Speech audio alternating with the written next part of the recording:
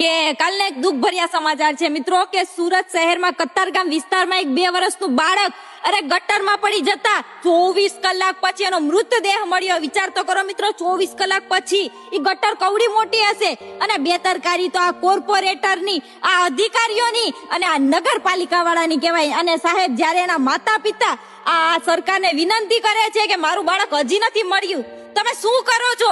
ત્યારે શરમ જેવી વાત તો એ છે કે સુરતના મેયર જે આ વિડીયો જો તમે જે ક્રિકેટ રમે છે, જેના માથે વીતી હોય ને એને ખબર પડે, અને પાછા અમુક લોકો એવું કહે છે કે એની માનો વાંક છે। અરે આ બાળક છે ગમે ત્યાં ગમે તે જગ્યાએ રમતું ભળાય, બરાબર? હવે ચૂંટણી આવે છે ત્યારે કેમ તમે મોટા મોટા દેખાવો કરો છો? તો આવી રીતના ખુલ્લી ગટર કેમ તમે મૂકી શકો છો?